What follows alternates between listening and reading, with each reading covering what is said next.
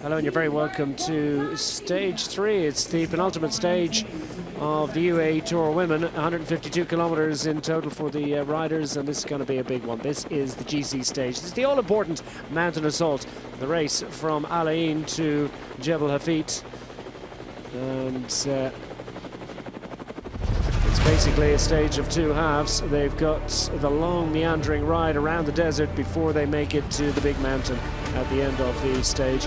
Quite a stage of two halves, but you get what I mean when you see the profile. Flat road throughout. The wind blew yesterday, and what a role it played in the destination of honours. Is it going to be something similar today? At the town of Al Ain, it's a hugely important town in the history and development of this nation. Classic mountain stage of the UAE Tour this is. First part, the route winds its way through Al Ain, where many of the landmarks are visited. Hazza bin Zayed Stadium, UAE University et al. And then takes a long tour of the desert along the truck road, and it returns to Green Mubazara. And here the final climb of Jebel Hafeet begins. 10 kilometers, 10.8 kilometers in total, average of just over 5%, but there's a vast majority of it at over 8%. Maximum 12% gradient, and the destination of overall honours of the UAE Tour Women for 2025 will likely be established and decided on this climb today. There's the vital statistics of that final assault to Jebel Hafeet. The king of the mountains, queen of the mountains even, climb will be decided. There is no climbing competition in this event. There's only one climb, and this is it today. Whoever wins the stage is likely to win the race overall, so there's no mountains prize.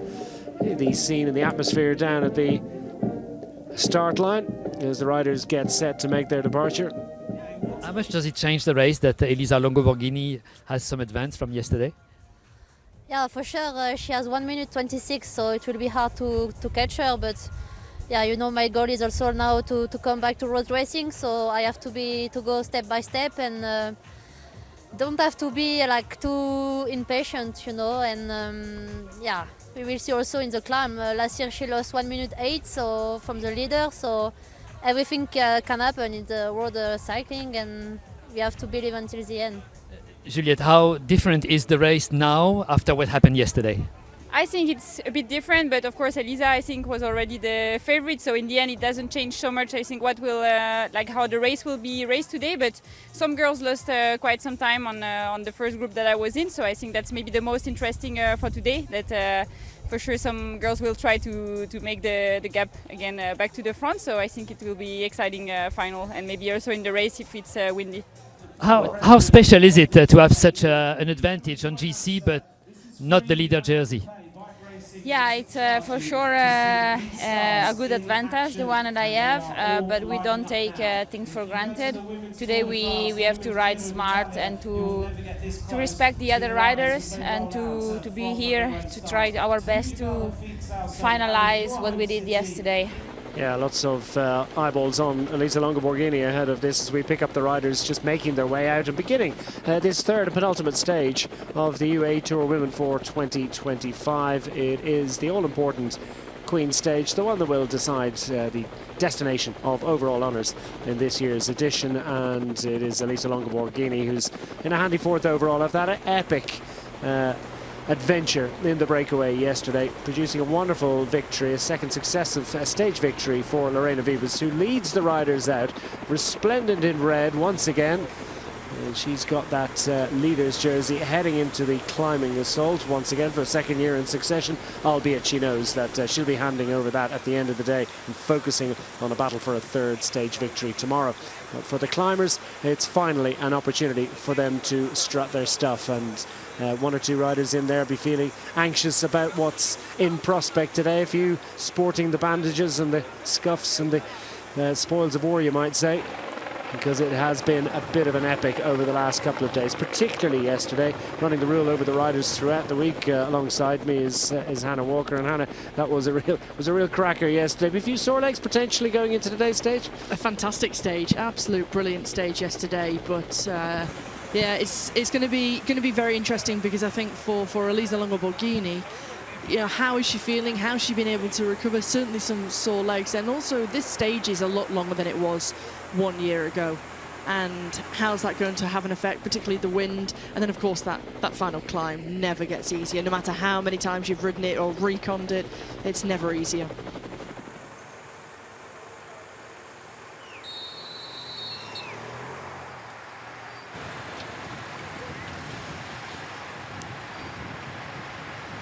Kilometre 0, the race about to get underway. Wonder how long before we'll see a battle. Will there be a battle for an early breakaway?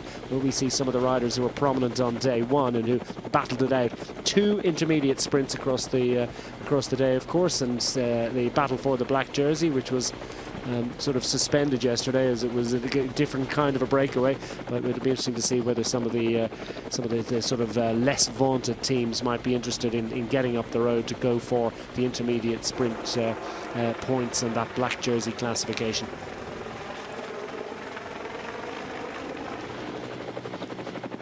.2 to the first sprint of the day. It looks like the way things are going, it's going to be the main peloton that will contest it. I wonder whether any riders from the general classification group, you might call them, those climbers with pretending to glory. And of course, even if you think Elisa Longo Borghini has already won this race, you know, you've still got multiple positions in the top 10, which are to be, you know, secured, and maybe some bonus seconds might be, if they were coming with not much of an investment, might be something to look at. It might also be one for the likes of the Laboral Kucha squad, or maybe the B Pink and Matra Bonjani squad might want to get Linda Laporta, who's also thereabouts in that particular competition, into action. I don't imagine that Caroline Swinkels will go up for it, but you'd never know. You never quite know. Maybe she will, just to try and take away the bonus seconds from any of Elisa Longo Borghini's rivals. Don't forget, there's still 3, 2 and 1 bonus seconds available, so with Caroline Swinkels being a fast finisher, maybe she'll do it to try and take the points, but also to take away the bonus seconds, and that is the most important thing for the UAE Team ADQ squad.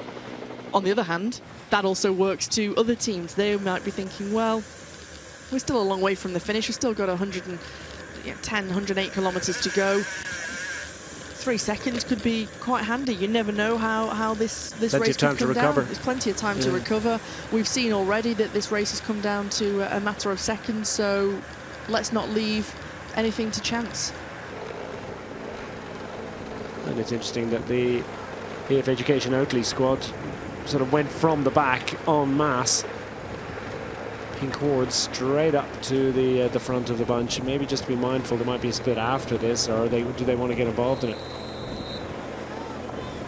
But of course, the intermediate sprint coming up, they want to try and be up there, as does Visma Lease Bike in the yellow and black. You go into this tight little pinch point, and this is where it really makes a difference if you're at the back here, because as soon as you come out of the road and onto the wide road here, now you find yourself, it's all elongated. You're an extra 50 metres further back, yeah. And the Visma Lease Bike squad also prominent, with maybe a thought of grabbing a second or two here or there. Not quite the same level of investment required from the UAE Team ADQ squad. Nada Salo's close to the front, isn't she? And then great on bike cameras. Great to have these live images so close to first appointment of the day.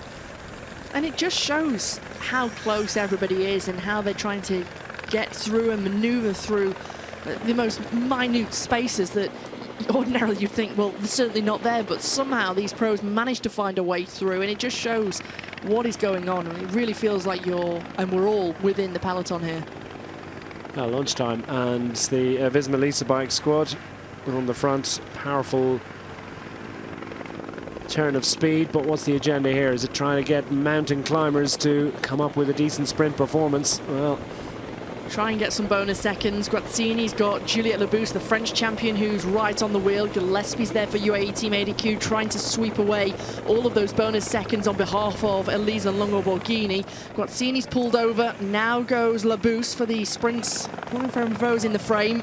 I think Gillespie did just about managed to take those. As you mentioned, she's up for not so interested in the intermediate sprints competition, although she may suddenly have forced herself into contention there. But I think it's more about, as you say, just preventing any general classification rivals from taking the maximum 3 bonus seconds. So job done for the UAE Team ADQ squad. No sign of the black jersey in that one.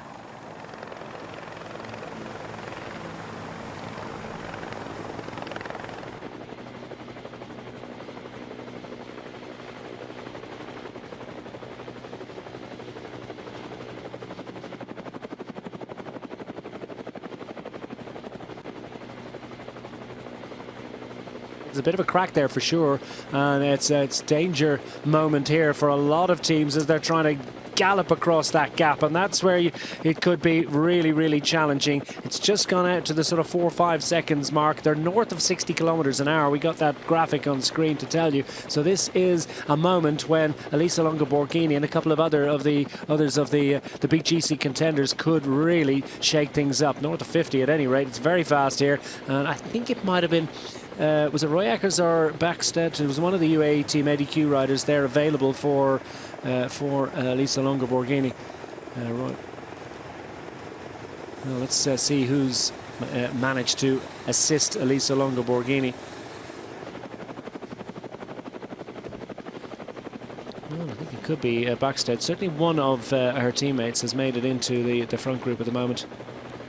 It's time to get organised, I'm afraid. And Labous and FDJ Suez, once again, they've missed the party. Yeah, that's sort of an agonising moment for them. There's a lot for Elisa Longo Borghini to ride for here with Eleanor Backstedt on the front. And what about the former world champion Pauline Ferrand-Prévot? Is able to find the move. She missed the top 5 yesterday, but was safely in Group 2 on the road. She's got, 1 minute and 29 second deficit to Elisa Longo Borghini on overall general classification, but she's with her big rival in this group, and they're going north at the moment. They're certainly heading clear. A little bit of a shout of encouragement for Eleanor Backstedt from Elisa Longo Borghini. Nodded and acknowledged. The overall race leader, Lorena Vibas, not likely to get up the climb with great efficiency. Balsamo's in there as well, so there's world champions aplenty in a really, really strong move here, and one wonders whether that counter-attacking group or the second echelon is going to make it. Indeed, it looks like they've already been reabsorbed by that main peloton, which is struggling to get organised. A lot of teams up front,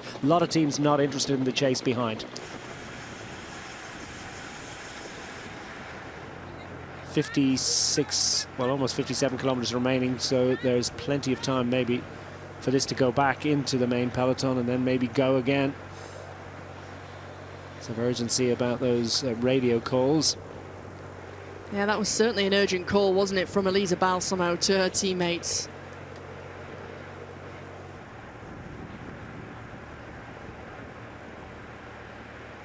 And now Graziani should continue. You can see her there in that blue jersey with the red fleck on the left shoulder with the white little logos.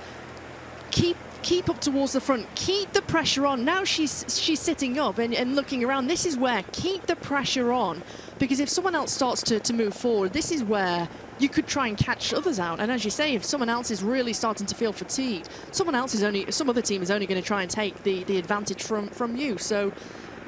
Well, instead, there's a bit of a sort of a swarm sort of moving around, meandering around the outside of the bunch at the moment, and that's going to potentially sort of see these riders from that split engulfed. Interesting to see Balsamo as well. She's very sort of animated in her and demonstrative in the way that she's communicating with the other riders around her.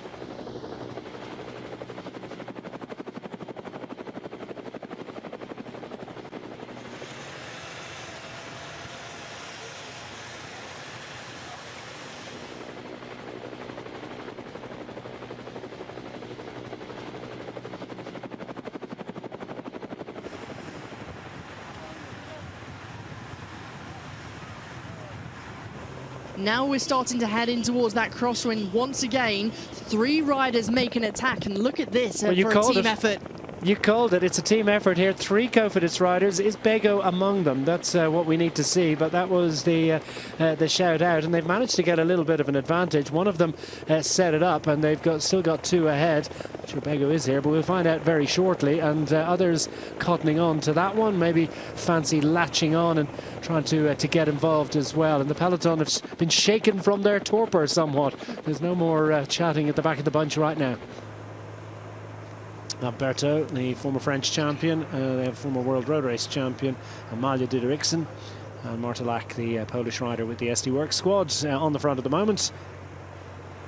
it is ever so slightly climbing, around 1%, 2% at this part, and then you get back onto the flat roads, and it's really with around 12 kilometers to go where it starts to rise. Although you're not officially on the climb, you start to get to gradients of 4%, and once you get to the base of the climb with 10.7 kilometers to go, that's when it really starts to sting and you're into double digits of 11%.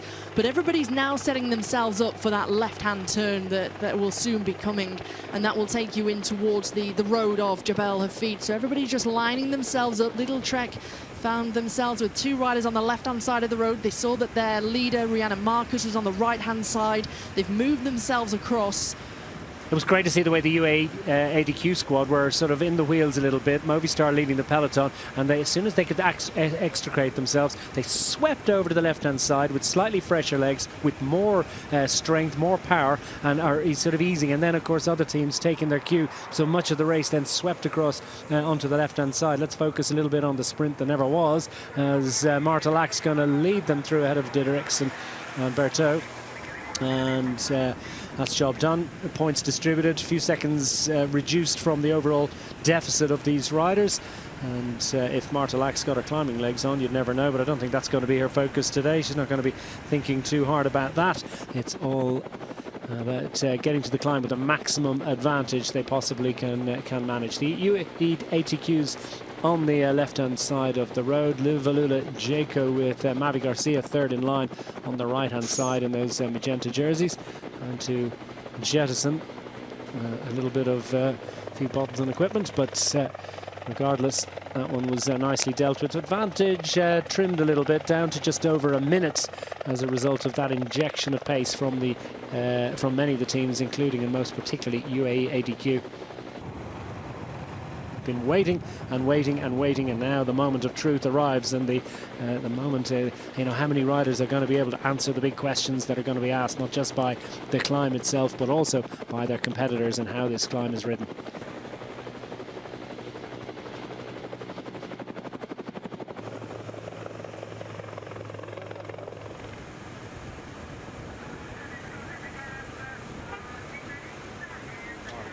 Now let's get a focus on what's emerging at the front as Elisa Longo Borghini just slots in behind Mavi Garcia, and the rest of that lead group starting to form. Still, well, about 15-20 riders involved. That's set to diminish as we work our way up this climb. Julie de Wilde is not giving up on this just yet, is she?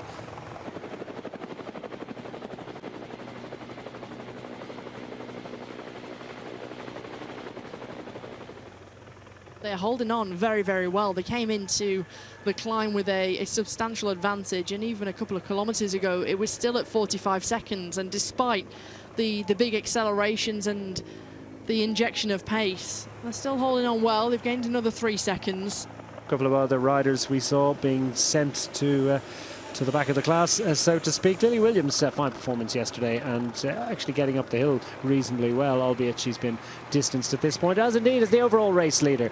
And she has lasted well in that group, actually, hasn't she? Well. She's honouring the jersey as well. Lorena Vivas enjoying a great hit out another day in red, albeit she's going to hand that jersey over at the end of today. Nonetheless, though, with 7k remaining, is only now being jettisoned by the climbing, the mountain goats. That's a great effort.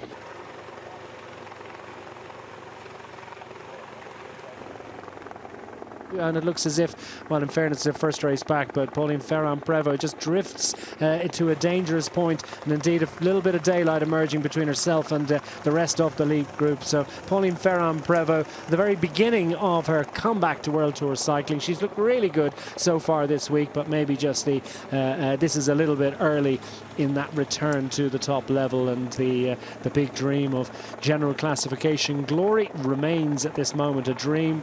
The boost is going backwards here, and that's significant. This is huge, and then this is a huge, huge surprise. While we've been surprised at those who've climbed so well, this is a huge surprise to see that Juliette Labousse, the French champion of FDJ Suez and the big leader within the French World Tour squad, is being distanced with still 5.8 kilometers to go, and there are still riders there. There's still a large group, so this is not good news for this French squad. Mavi Garcia's there along with one of her teammates, which is good news for Garcia, but she's trying to go on the left-hand side of the road and try and inject some pace. It's how much time can she gain back, and can she try and do some damage to UAE Team ADQ? Because Silvia Persico, acute to that move, a little gap is starting to open, and here goes Longo Borghini. She sensed the danger. Ninka Vinka is having to accelerate for Picnic Post NL, and now Niedermeyer is being distanced out the back. Well, that was as Niedermeyer goes backwards, Mavi Garcia goes forwards. We've seen this over the last couple of years. Garcia's not afraid to go on a long-range attack, and she knows ideally she needs to put a little bit of daylight between herself and Elisa Longo Borghini down to the final 5 kilometres if she's genuinely to pretend for overall success in this race. It will be decided on this climb today, in effect, so you really need to put a lot of daylight between yourself and the Italian champion. She got no more than a few bike lengths before she throttled back. Immediate response, and a very impressive one indeed from Kim Lacourt, who's the first rider up, and the rest of them start to gather themselves back up as the front two almost grind to a halt. Still a long way to go. A few cracks starting to appear. Mavi Garcia, I think, is really suffering to try and hang on here. That attack might have been full stone for her. And here goes Longo Borghini. That's the battle for red, and as if there was any doubt about it, she's had enough at this point. She's been on the attack on the flat road. She is the champion-elect almost, given her position on general classification heading into today. And now Elisa Longo Borghini puts a bit of daylight between herself and the rest, and they're left floundering in pursuit. Is there anything they can possibly do about this one? Immediately, Marcotti's looking around to see where Kim Lacourt and the rest of them are. Persico will try and recover as best she can from this one, as they've scattered in pursuit of the champion from 2023. Elisa Longo Borghini has floated clear, demonstrating the power that she has already shown us on the flat roads. But what a climber she is, what an all-round contender. It's the reigning champion of the Giro d'Italia Donna, and I tell you what, it's going to take some extraordinary effort to drag her back. Oh, time for an attack. Marcotti is going for glory here. Scoop some bonus seconds. Maybe put a bit of daylight between herself and Niedermeyer. Wow. For the second time in 3 years, she's going to take glory on Jebel Hafeet. She's going to take the overall lead of the UAE Tour Women, and she's heading potentially towards a second title in 3 years in the only World Tour stage race in the Middle East. It is the UAE Team ADQ squad who are going to take the glory. It's the Italian National Road Race champion that celebrates, and Elisa Longo Borghini is the victor on Jebel Hafeet on stage 3, and will head to the podium now to collect the red jersey. 38.5 kilometres an hour average speed as we look at the battle for the second position on the road. Looks as if Marcotti is fresh for the fight here, and she's got a little bit of an advantage trying to steal a march on the rest, but it's Kim Lacourt and Persico that are going to duke it out, and this is absolutely key. Who's going to get the 6 seconds? And it looks to me as if Persico has time to run to perfection. She gets the inside line into the final bend. Silvia Persico is going to make it a 1-2 finish for the Team UAE ADQ squad, and that's sheer dominance from that team. Wonderful, wonderful performance, and it's a 1-2 finish for the home squad. It's a 1-2 finish for Italy as well, and joy unbound for your stage winner, Elisa Longo Borghini. This was a crazy day. I really wanted to win. First victory with the team, and I really wanted also to win because a few weeks ago my family lost a friend, and that's for him. And we are pretty happy with the entire performance of Team UAE ADQ. It's a confirmation of the finishing order at the conclusion of the third stage. Elisa Longo Borghini getting up for the stage honours by 35 seconds from her teammate Silvia Persico. Kim Lacourt with a fine third place finish on the day. She's going to head to the podium. Monica Trinca-Colonel, wonderful performance from the Liva Jaco rider. Barbara Malcotti, Niedermeyer, Miramo Vinka, Stashny, wonderful ninth place finish for the Swiss rider. And Mavi Garcia at the outset, the outreaches of the top 10 for the Liva Jaco squad. We present to you the leader of the UAE Tour for Women in the red jersey, Elisa Longo Borghini. Elisa Longo Borghini, Further confirmation of the overall standings. Elisa Longo Borghini now with 2 minutes and 9 seconds of an advantage over her teammate Sylvia Persica.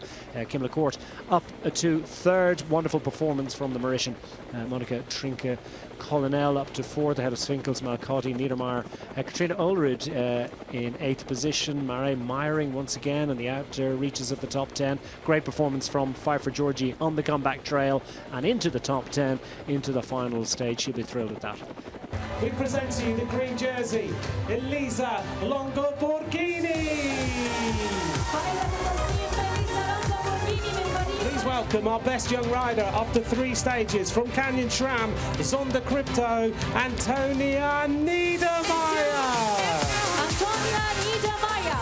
We present to you the leader of the intermediate sprints in the black jersey from UAE Team ADQ, Lara Gillespie.